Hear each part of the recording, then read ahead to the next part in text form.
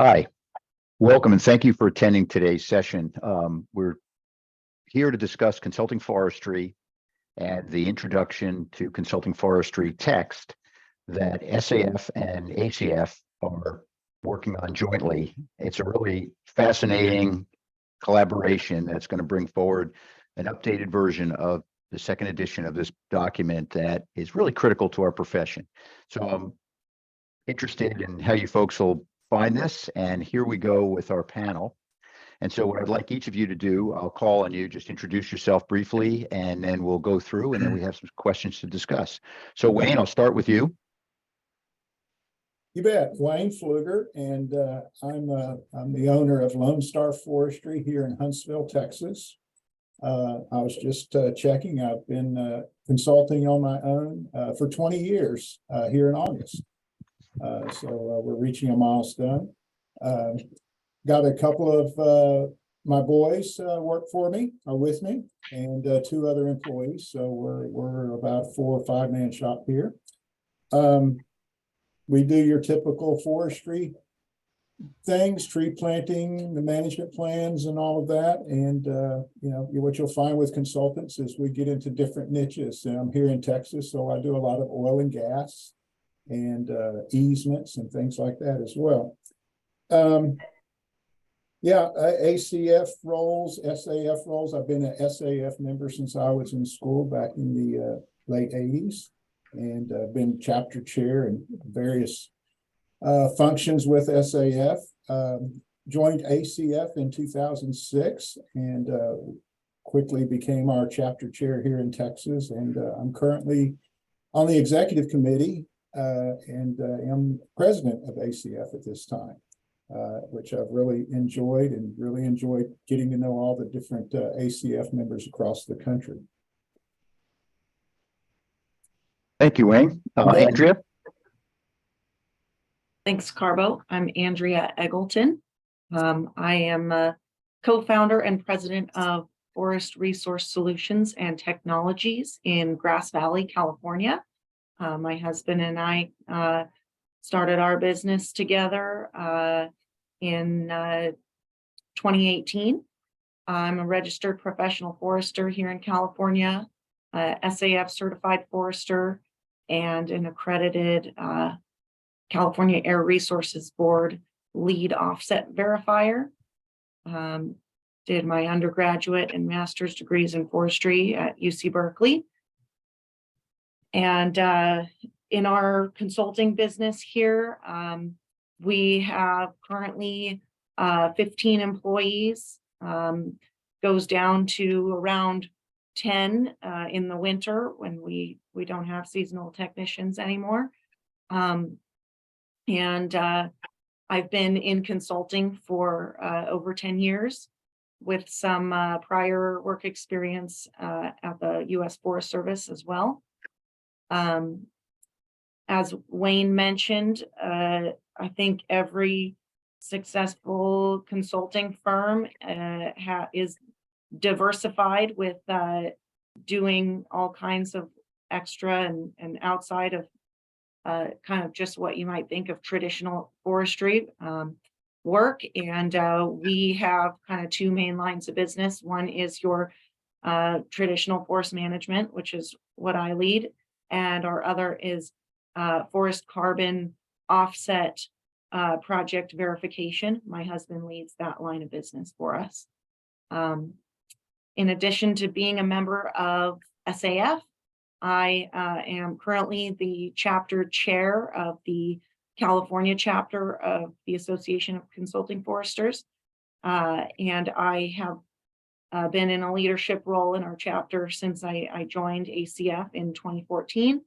I've also served on ACF's affiliated nonprofit entity, the Practicing Foresters Institute, including having served as the president of that organization. So that's a little bit about myself, and thank you for inviting me to be a part of this. Thank you, Andrea. David? Yes, my name is Dave Lewis, and I'm in Monticello, Florida, which is in North Florida, about 30 miles east of Tallahassee. I'm the vice president of SFC and one of my majority shareholders. I run our Monticello office, which is kind of a branch office, and there's myself and 5 other foresters that work out of this office. I've been in a consultant. Well, I spent 10 years in wood procurement before I got into consulting. I've been doing consulting for about 30-something years, 34 years. And that's been a lot of fun, but we do a wide variety of all kinds of forestry and wildlife work. I've been real involved with SAF over the years, chapter chair, state chair, CSAP chair, and then I was on the SAF council in 2012 through 14. And I was SAF vice president in 2017, president in 2018. And then on the ACF side, I've been state president. I've been on the ethics committee nationally for several years, and I'm currently the program committee chair for the 2024 national meeting, which will be in Ponte Vedra Beach, Florida next June. So I've been pretty active in stuff outside, and in my spare time, I manage my family's cattle timber farm here close by. Thank you, David. Randy? Yeah, my name is Randy Jacobszoon, and I'm in the forest consulting business. We manage, I don't know, several thousand acres here in Northern California. I started the business in 1995. Prior to that, I was in the logging business starting in 1983, and worked as a logger while I was going to college. Our firm does traditional forest management here in the Redwood Doug Fir Forest and on the coast. We travel throughout Sonoma, Mendocino, Napa, and Lake counties. We do timber appraisals, coastal development permits, long-term forest management plans, botanical surveys, biological surveys. We have right now approximately 12 people on staff, but it varies depending on projects. I've been in ACF, I believe, since approximately 2000. I've served as in all different positions from treasurer to president of our California chapter. I think that's it. Thank you, Randy. I see that Rene has joined us on phone. Why don't you give us your introduction, please?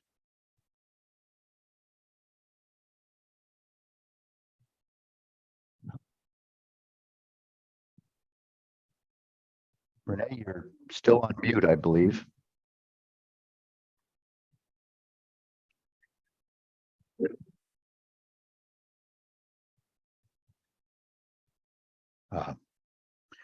Well, we're getting that straightened away. I'll give an introduction. My name is Rich Carbonetti. I'm a senior advisor at Landvest Forest Resources. We're a regional forestry and real estate consulting firm here in the Northeast, although we sell timberland nationwide. From a career standpoint, I'm in my 46th year as a consulting forester. I got started my business right out of school here in Vermont, and have grown that business through my affiliation and partnership in Landvest over this 46 years.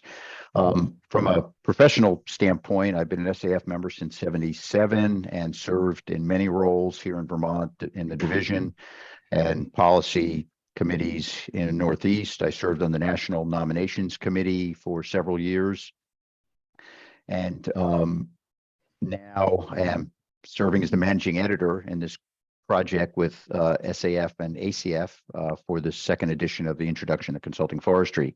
On the ACF side, I've been a member since 2000 and have served on, I think, 7 or 8 different committees, as well as the executive committee, being president from 2010 to 2012. And I'll be serving as moderator for the rest of the program. So what I'd like to do is... I'm going to jump in, Carbo, before the Sure. questions. Sure. Rene is still here on the phone. We just can't see their tile right now, but he's still on the phone. So if he can jump in on a question, we welcome him to do that. But at this time, we just don't see him on video. It sounds like he may not be able to unmute while he's in his car. Thank you. Okay. All right. All right. So, you know, what we're trying to accomplish here, folks, is sort of give an overview of our careers to the viewers of this casting. And the key thing is that tying this to how we all became consultants, what we do as consultants, and how it'll really be a great introduction for folks interested in a consulting career. So Wayne, I'm going to start with you. What brought you to a career in consulting? Well, yeah, thinking about this last couple of days, you know, I grew up with a farming background and always knew I wanted to do something in agriculture. And I don't know what it is. I tell people I've had this calling, you know. I've known since I have in my own writing in a little grade book that in second grade I wrote I wanted to be a forest ranger when I grew up. So somehow I knew this is what I wanted to do. So I just say a calling. I look at it too as you know, consulting is kind of two-phased. I could have worked and continued to work for a large timber company and tended the garden, as I would say. But I also have a feeling in me that I want to help people. So when you put those two things together and, you know, trying to educate and help people tend to the garden. And so that's how I put consulting together. And that's kind of what my feeling on things. I have this calling and I have this calling to help people, you know, tend to the garden. And, you know, I always tell the folks that work here with me and young foresters coming along, you know, don't sell yourself short. What we think of as common, everyday, common sense, 95% of the world doesn't fully understand how a tree grows, you know, or what it takes to, you know, or what soils this tree grows on. And to us, that's just common sense, common knowledge. So it's kind of interesting to put yourself out there. Don't sell yourself short. And you know a lot that a lot of people don't know.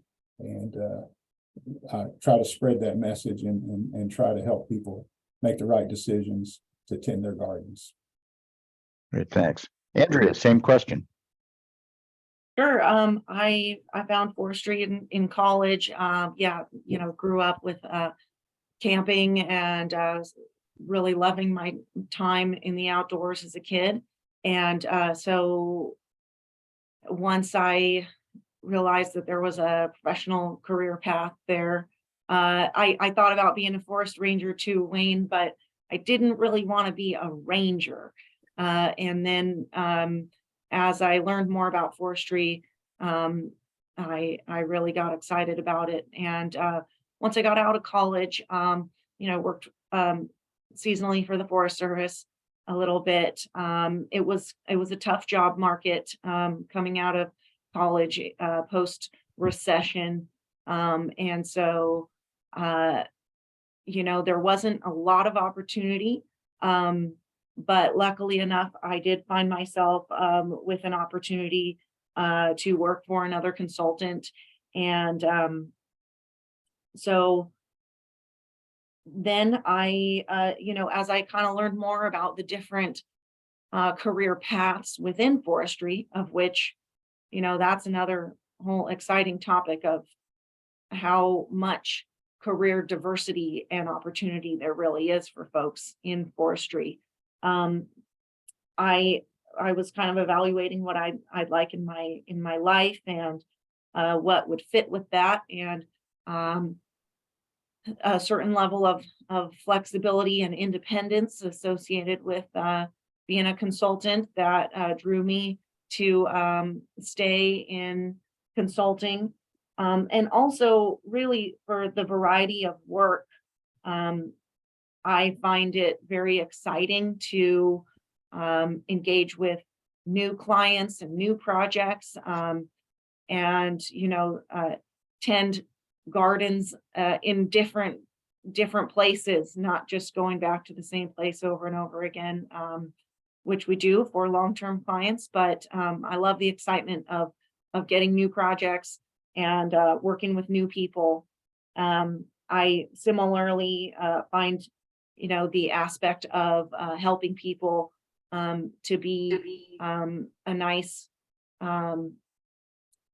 complement to, working in the woods. It's something that brings meaning to the work. So I would say those are kind of the main things that brought me to a career in consulting and have kept me here. Thank you, Andrew. David. Yeah, I grew up on a farm here in North Florida, and I always knew that I wanted some kind of outdoor occupation. I wasn't sure what I was going to do. I took one of those aptitude tests down at the University of Florida, and they sent it back and said the only thing I was suited for was a forester, pretty much. And I fell into, I still didn't know for sure what I wanted to do. I fell into an opportunity to work for the Forest Service out in Northern California on the Klamath National Forest, and went out there and kind of fell in love with forestry, and came back, got my degree, and I went to work for a company buying pole timber to make utility poles. I did that for several years, and then worked for a company in Thomasville, Georgia, had a sawmill, and bought timber for them and really enjoyed it. That was pretty good at it, but I always felt like I was kind of cutting and getting out, moving on, and never really got to close the loop with the landowner. So I really wanted to get into something where I could build longer term relationships. And I always thought consulting was something that was attractive to me. I saw a lot in my procurement work. I saw a lot of sloppy work and lazy work and poor ethics from that side of the fence, and just knew that I could do better than that. I got into consulting with a couple other guys who just started a company, two of them, and we built, I think we got about 40 employees now in 7 states. So it was a good fit for me. Thank you, Dave. Randy. Yeah, I started in when I was in school. My dad was a forester, and my uncle was a forester. My uncle owned an environmental consulting firm in the Bay Area. And after I decided I wanted to get out of the logging business, I decided that he asked me if I wanted to come down and help him in Point Richmond. So I moved down there for about 6 months, and just enjoyed the variety of projects that we were doing, and always knew that I wanted to work for myself, because I always had. And so Forest Consulting was just perfect for me. And I just enjoy more than anything the different projects and the different people that we meet in this business. It's and I'm always looking for different projects, because the variety is what really drives me at this point. And I don't do a lot of projects per se, but I'm always looking for new projects for our staff. Thank you, Randy. Andrea? Hey, Carbo, if I could just jump in, I noticed that I didn't really share a lot about background growing up. Everybody else here mentioned, they kind of grew up on either knowing about forestry or in a rural farming setting. And just to add in for folks that may be listening who don't come from that kind of background, I grew up in LA and Orange County, urban beach communities, Southern California. My dad took us camping in national parks every summer. So that's how I got my taste of the outdoors. But, you don't have to have that kind of rural background in order to be successful and have a very satisfying and interesting and successful career in this field. So I just wanted to add that. Thanks. Rene, And I just want to say, Andrea, you've seen where I've grown up outside of Austin, and I just want to say, I'm a forester that grew up on a cotton field, so there wasn't a tree around. So the only forester I'd ever met was a forest ranger at a state park once. And I said, that's a really cool job. And went back and, was on the tractor for another 12 years of my life, planting cotton and corn, and got off in the forestry not knowing anything about what it was. And it's interesting to work with these students and see where all they come from, and not necessarily know what forestry is while they're in school. So it's really good for us to get this out and kind of give them an introduction to what all the different aspects of forestry are. And I just want to say one other thing is that's what kind of got me really interested, and I think everybody touched on that, is when I got into that degree plan, I have never seen, nor have I seen since, a more diverse degree plan of any, bachelor degree you could chase after. I'm not knocking the people that are accountants, or I'm not knocking the folks that are engineers, but just think about what you have to go through to get a degree in forestry. And that really excited me about all the different things you study about. And that showed me all the different things you could get your hands and feet into once you got out. Rene, can you hear us? Give your response to how you got into consulting?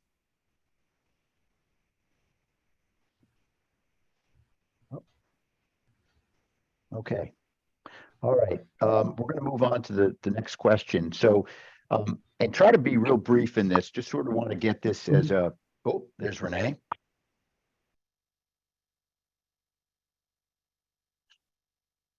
Hi, Renee, we can hear you. If you're able to tell us how you got into consulting forestry.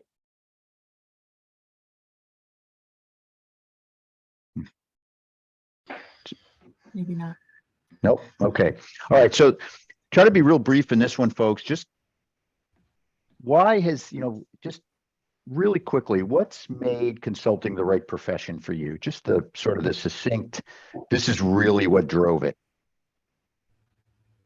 And we'll go with Andrea first, please. Sure. I think we touched on this a lot in the last question too. So yeah, I enjoy both the business management, the client engagement aspects. I really get a thrill from, getting new projects and working with new people, and then, enjoy a certain level of the independence to pursue projects that I'm interested in, and then still at the same time get to be in the woods practicing forestry. Dave. I think the variety of the work, it allows me to use all the tools in the toolbox and brings all my skills together. And it rewards you for hard work, for your work ethic, and allowed me to be my own boss. I'm not very good at taking orders. Randy. This, I think we've touched on this also, but it's definitely that this is a people job, is what it is. And I enjoy more than anything when somebody walks through the door and has a piece of property and they're not quite sure if there's anything they can do with that property to make it economically feasible. And so you, as Dave says, you use every tool you have to try to help those people. And to me, that's the exciting part about this job. Excuse me, Wayne. Yeah, so I think, again, we've touched almost everything. The other thing about being in my role as a consultant is we probably have 150 clients.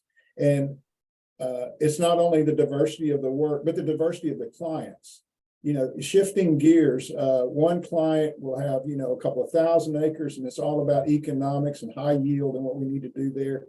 And then, then that afternoon, I'm meeting with another client that it's really a family heritage, and it's aesthetics and maybe recreation. And then, and then later in the evening, I might meet with someone else, and it's really all about managing wildlife habitat. So, you're just shifting gears constantly, and I just really enjoy that, enjoy the people. But yeah, it's definitely people and diversity. I think what's interesting is I've been listening to the folks talk about this. I came from a family of teachers, dad, mom, brothers, sister, spouses, their spouses and things. And one of the things that I've loved about doing this is the educational component of, as all of you talked about, you meet with a client, they may know things, they may not, but our role as educators, I've always found to be really an important part of it. And I think that's a critical element. I don't know, Rene, if you could try again to join us. If not, we'll move on to the next question. Can you hear me? Yeah, we can now. All right. I'm going to ditto what most people said. I started my college career wanting to be a veterinarian and found out I liked growing trees. I was a bureaucrat for quite a few years. I got promoted and was managing public lands and was never so bored in my life because I never saw any people. In '81, I hung out my shingle, and I just like helping people and using my forestry skills to help people. I think it's a critical component of being a consultant is you have to like helping people. When you work mostly with family forest landowners. My firm's in Maine. We manage about 100,000 acres, 1,100 clients, a lot of time on the telephone, a lot of time face-to-face. At this for 50 years now. It's a number of transitions in ownership from parents to children, and in some cases, children of my original clients to the grandchildren of my original. I don't find anything more satisfying than when a client says, treated this like I treated it. Excellent. Thank you, Rene. All right. So, one of the things I know personally, there's certain characteristics that I find in all the consultants that I've met, especially my colleagues, consulting colleagues in ACF. And so my next question is, what characteristics do you find are critical to a successful consulting career? And Dave, we'll start with you, please. I've thought about this a lot. I've always compared the forestry consulting to the general practitioners, like the family doctors in the medical field. We have to know, we don't know a lot about anything, but we know a little bit about a lot of things. So just to compare it to that. But I think there are some attributes that I see that you really need. And one of those, I think, is confidence. You need to show confidence, be confident in what you're doing. And the client needs to sense that you're confident in what you're saying. You obviously need to be knowledgeable about what you're talking about, or either real good, BSer. Have a strong work ethic, I think is important. Be good at multitasking. And I think good writing skills are really important in consulting, at least in what we do. And I think based on what Wayne said about the variety of work and the clients, you need to be flexible, pretty flexible in your personality. I think you don't have to be a rocket scientist, but being, reasonably smart helps. And I think, we might debate this, but I think being ethical in the long run, you might be a success dollar-wise by being unethical, but in the long run, I think ethics are very important. Thank you. Randy. I looked at this with the idea that if someone was looking to get into the consulting business, you have to be able to work independently. You're not going to have anybody looking over your shoulder. They have to, set the alarm every morning and knowing that you're going to be in front of that computer or in the woods and coming back. And I can remember when my wife and I first got married, she would ask me, well, you don't really have to go to work today. We can go to San Francisco. And I said, well, that's just not the way this works. You're in your head, you have to look at it as if you're working for somebody. And you have to be able to work independently. And again, you have to be able to cover a variety of subjects. You know, we do everything from forest management, logging administration, biology, archaeology, botany, timber appraisals, erosion control, which really makes the job satisfying.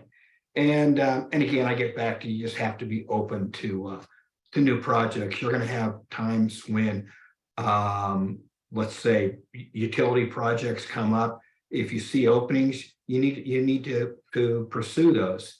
And if you have other projects that you feel like you're qualified and you have qualified employees, pursue those. So it's a great job. Thank you. Rene, any thoughts on those characteristics? I agree with all of them. The only thing I would add is when you're talking to clients, you have a second ear, so to speak. You have to hear what they're not saying and bring it out of them, because they don't always know what they really want. They know they need something, but they don't understand forestry. They don't understand what to do for them. Got to be able to pull that out to satisfy with.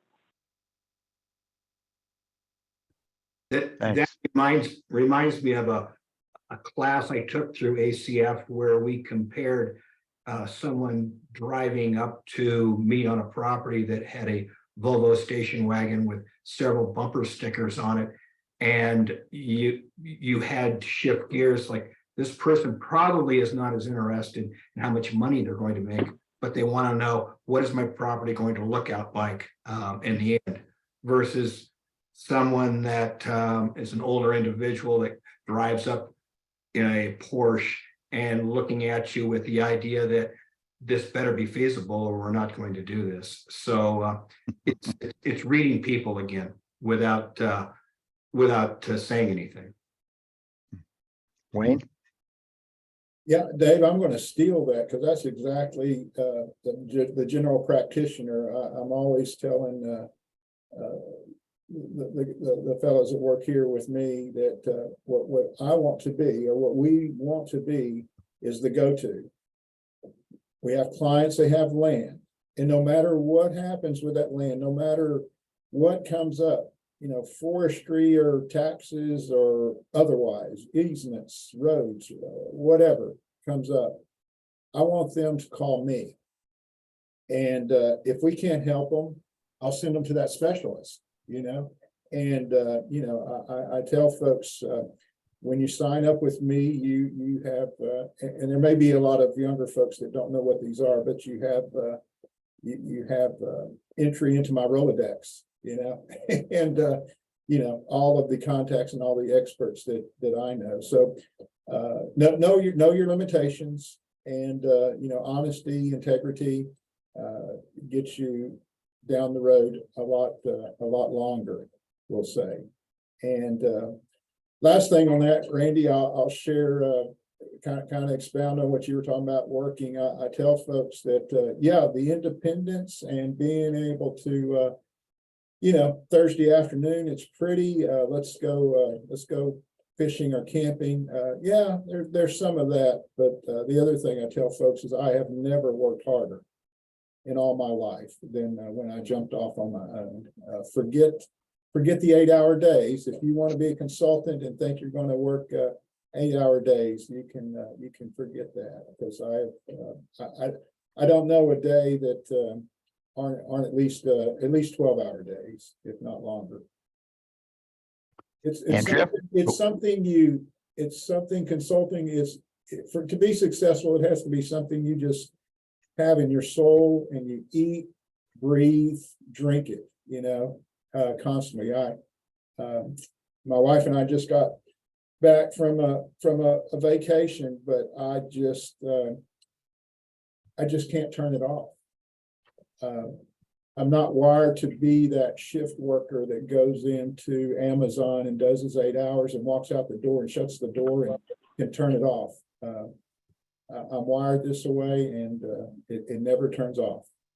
Drives my family crazy, but just how I'm wired. So, Andrea? Yeah, I don't have a ton to add. I think everyone here has covered all of the points that I had thought about bringing up.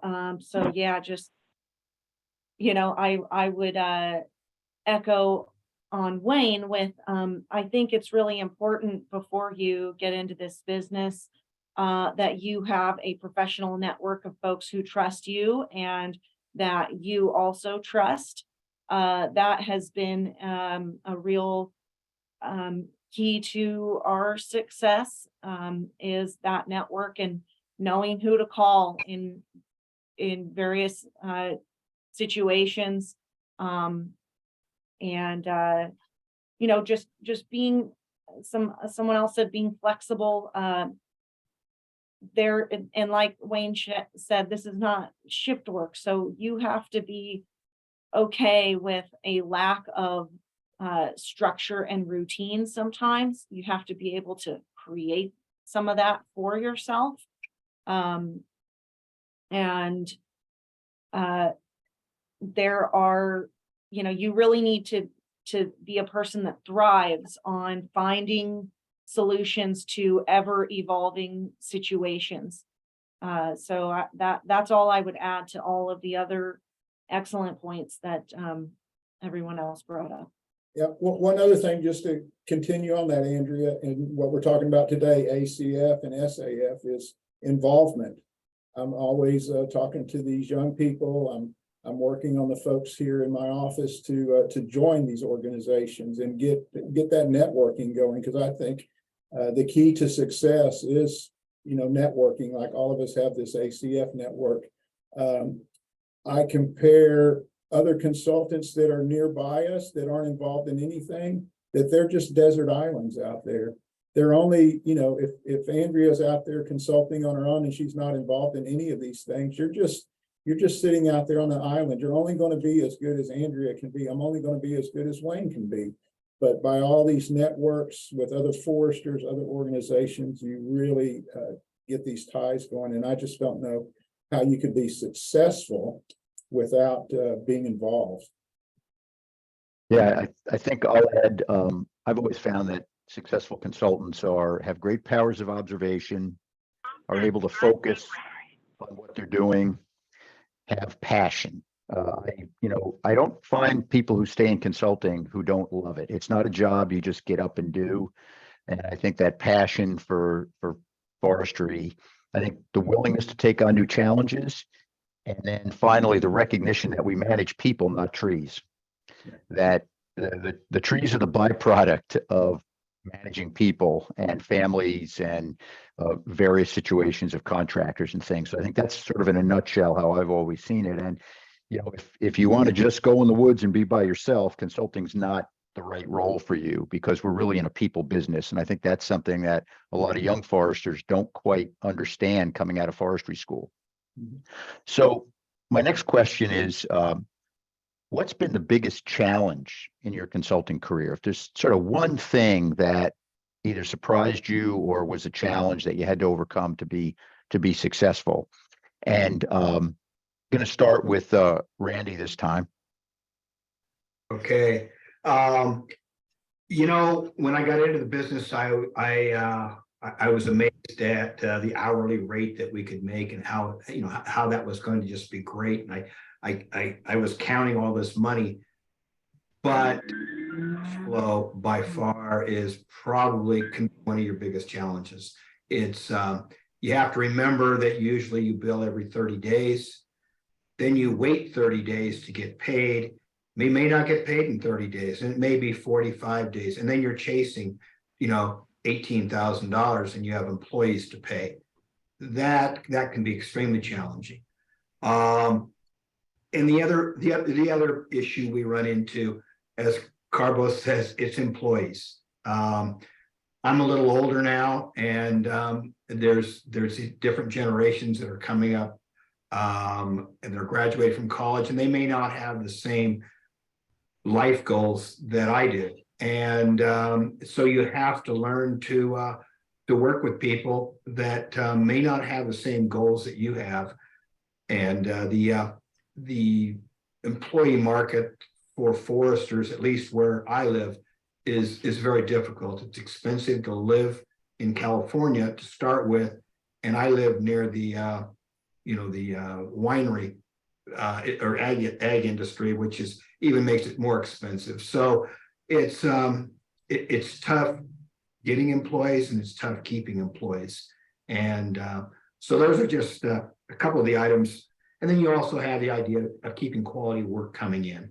You're always, I don't want to say you're always watching to see, well, where are we right now? When is this project going to be complete? What am I going to do with the biologists in the wintertime? Some of them want to cut, mark timber. Some of them don't want to mark timber.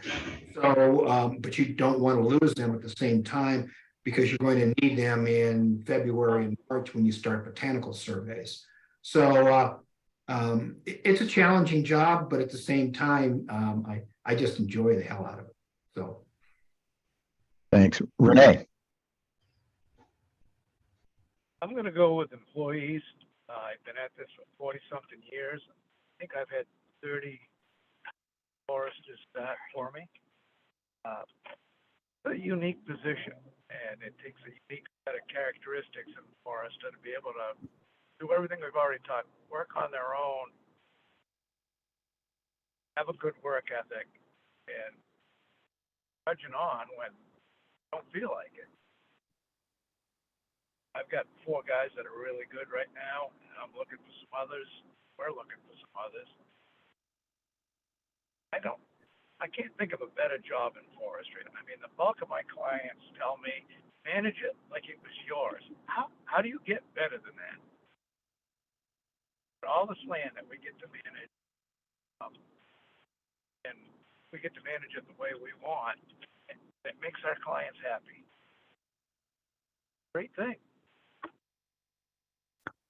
No, it is, absolutely.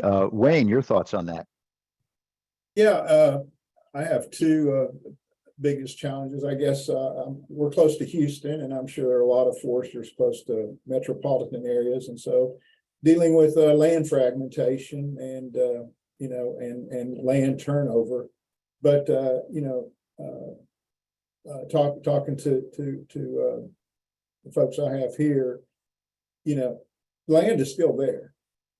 So we need to figure out, and our job is to be successful, figure out how to, stay attached to that land. It may change hands, but I want to make sure our names goes along with that, and we continue to help people out, because there's always new needs, and a lot of people don't know that what they need, and they're buying these 15-20 acre tracts. So land fragmentation, it's always a challenge that's close to a metropolitan area.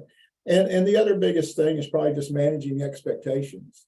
I think a lot of folks go into it with an idea, or they buy a piece of land and they have these ideas because they've read up on something, and to manage those expectations. And and the other thing, just know, going back to that general practitioner type thing, I'm not the logger. I'm not the site prep contractor, but I'm going to do my best to get the right people to do the job. But inevitably, I don't have control of those schedules, and I don't have control of the mill schedules and the mill quotas and things. So it's, I do lose clients occasionally, and I do have clients upset with me occasionally because of, things outside of my control. So up front, trying to, have my client prepared for, here's what I can do, and this is as far as I can go, but just managing those expectations. Thank you. Andrea. Yeah, I've experienced challenges similar to what other folks have mentioned.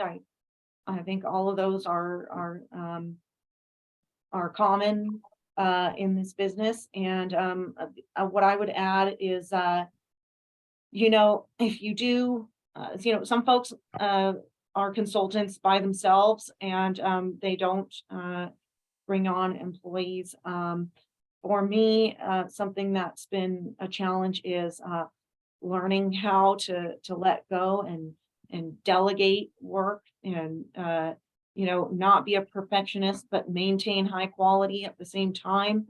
And training people and then trusting them after you do train them, and continuing to support them, of course. But that's been a challenge to me, in addition to the common challenges I think others have listed. And then, we're in a rapidly changing world. Our markets are changing. And out here we have very large wildfires that are, can quickly change overnight. It changes what you might be doing for the next 2 years or so. So that's something that, I think our whole industry is evolving and changing right now. I feel it, at least in our region. And so keeping up and trying to stay ahead of that and anticipate what, how our business might look different. I can say that I think there'll always be a need for foresters. The trees keep growing. But what exactly we'll be doing and what type of goals and objectives our clients will have over the years, I believe that changes. And so trying to keep up with and anticipate those types of changes is also a challenge. Thank you. David. Well, it touched on a lot of these, but the first thing I wrote down when I saw this question was managing people. And don't mean the clients, more the personnel. I've been blessed with some really good people over the years to work for me, including now. I have some great folks, but I wasn't trained to manage. I was trained to manage trees, not people, and that was a big challenge. But I think the challenges have kind of changed some over the years. When I first started out consulting, I struggled with translating being busy into making money. I learned there was a big difference between being busy and making money. That took me a little while.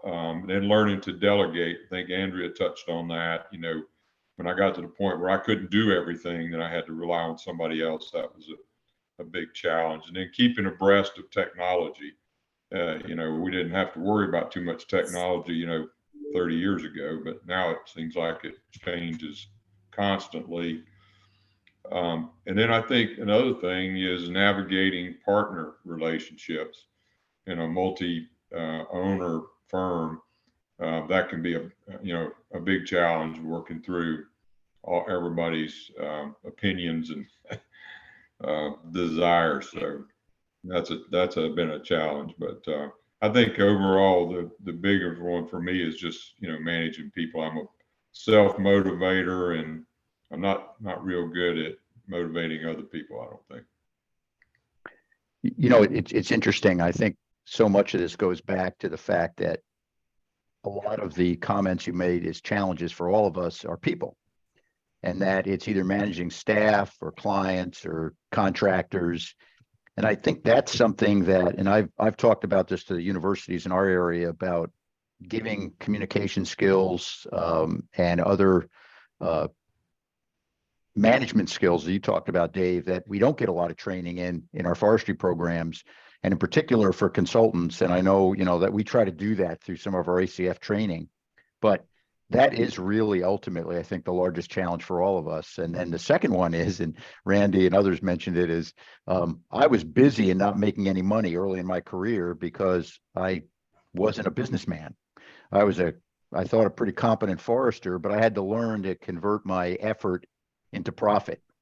And that can be a real challenge, because especially if you're enthusiastic about what you're doing, you'll spend that extra hour or two with a new client, and you suddenly realize at the end of the week, dang, I didn't get very many billable hours this week, and that kind of catches up with you. So that's I think a challenge for all of us. So Morgan, if we have enough time for maybe one more question here, just if we can really have focused answers on this one.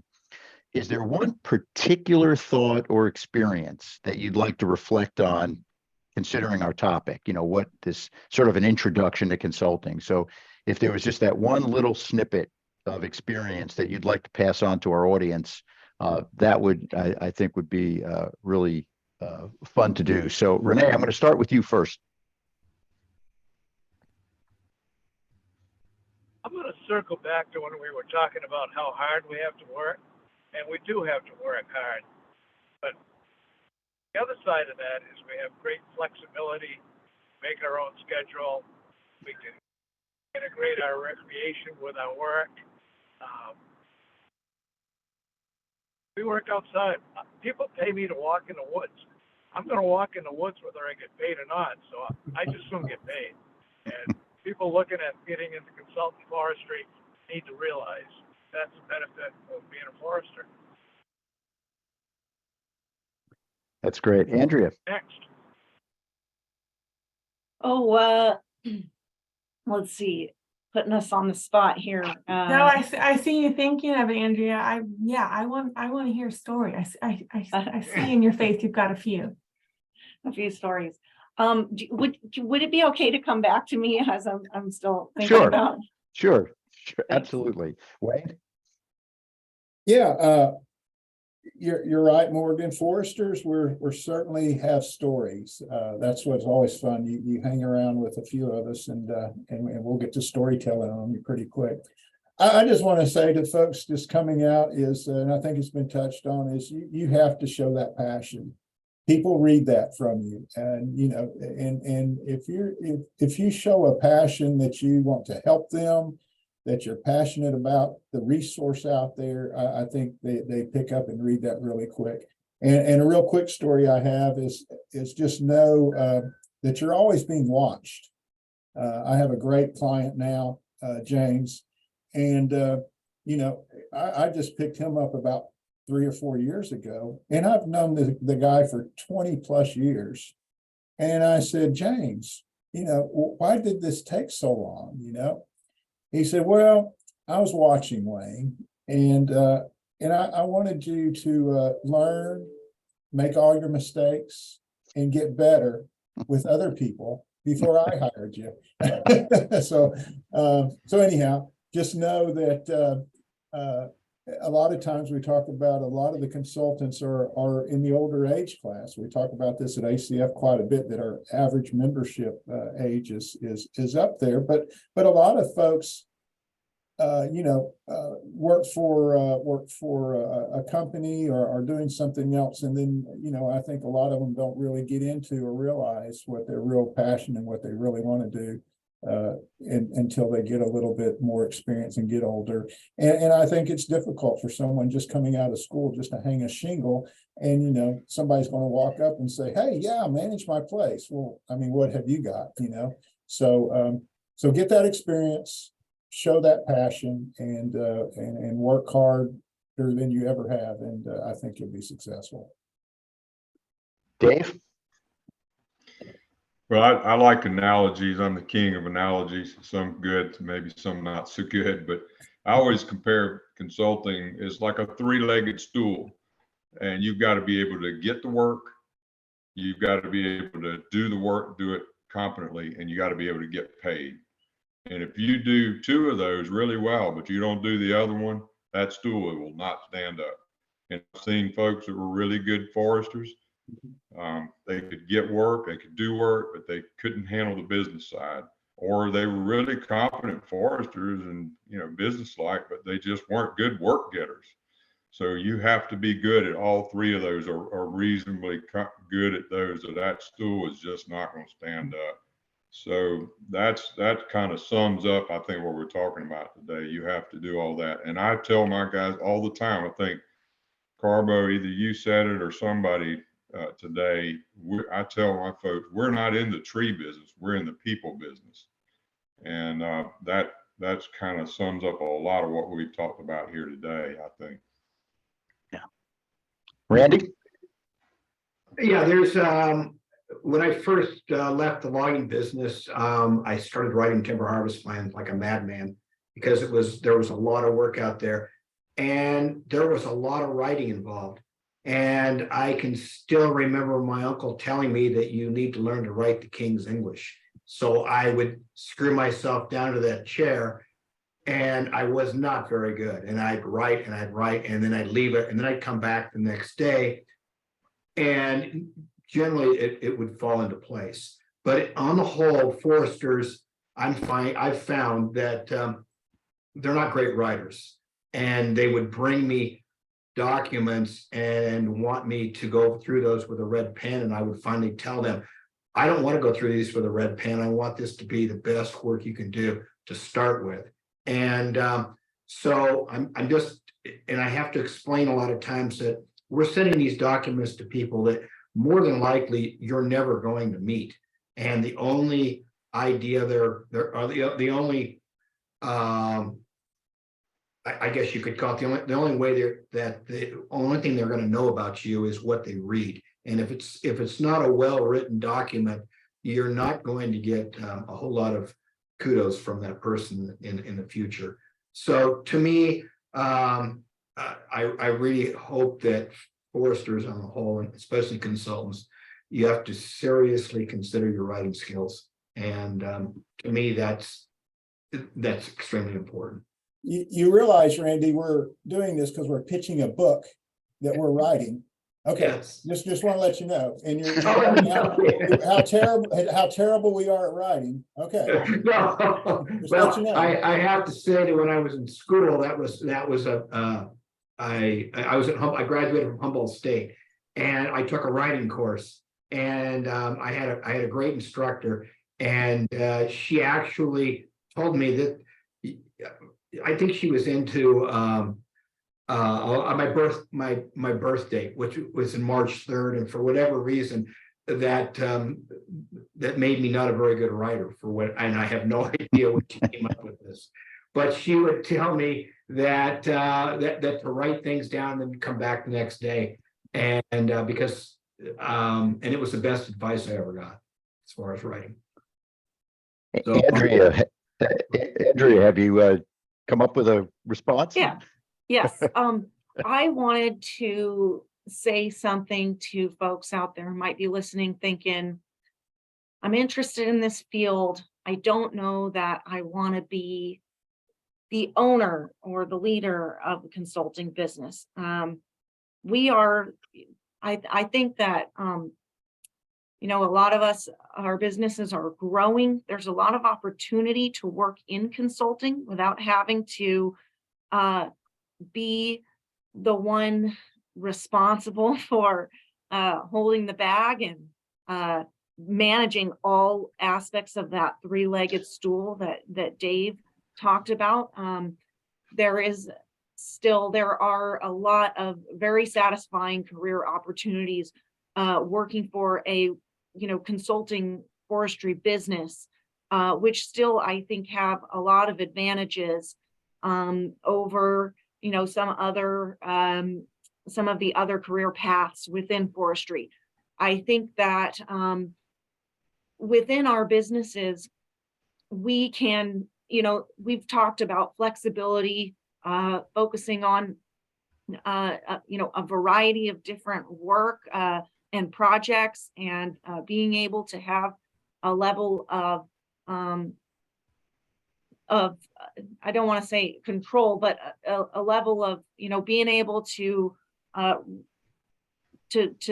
pursue the types of work that you're interested in.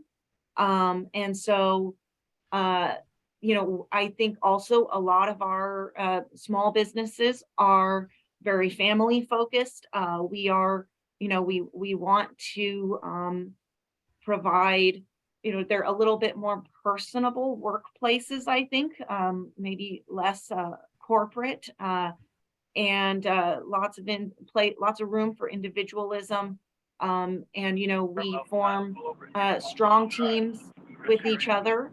You need to work well with your fellow employees, because a lot of times we're a small group trying to move mountains together. So I just wanted to put a plug out there for folks that may not, they may not have the interest in starting or or being the owner of a business, but there is still a lot of great opportunity here in this field.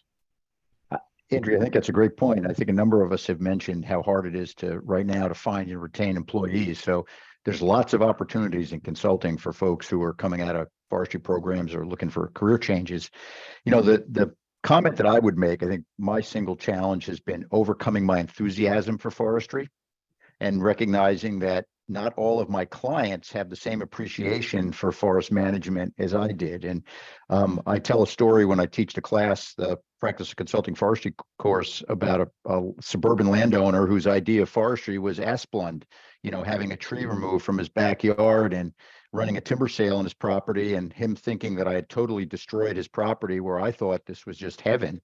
It was great forest management. So I think the challenge is always understanding your client's perspective and being able to educate them and understand and listen so that you can hit the three legs of the stool that Dave talked about, where you're going to practice great work, you're going to, you know, get the work, practice the great work, and then do it profitably. And, you know, not feeling bad about doing it profitably. And I think that's the other element that our consultants often undervalue their capabilities and their contributions. I think that our career path is similar to an architect or an engineer or a surveyor. You know, there's lots of different, but we have this enormous responsibilities, and I think that we often forget that we know an awful lot. We're scientists who have to impart all this great knowledge and utilize it in an economically sound way, but also in an ecologically sound way. So I think for people hopefully listening to this, they recognize that consulting is a career that is incredibly complex. There's so many variables in it. And if you're bored as a consultant, I always tell people it's a self-inflicted wound. That it's pretty hard to be bored as a consultant. And so if you like challenges, if you like a career that is going to be so rewarding, both, you know, professionally, personally, and can be very rewarding financially as well. It's a great opportunity, whether you're the owner or, as Andrea said, as an employee for a good firm. So I think there's great opportunities out there. So I think this has been great. I really appreciate everyone's participation. And I hope that folks who watch this and hear of the outcome when our book is published this fall or thereabouts will want to grab hold of it and utilize it, because I think it's going to be an excellent example, because there's a lot of other folks who have written chapters who are just like the people participating in this call, who are experienced and have a great passion for our profession.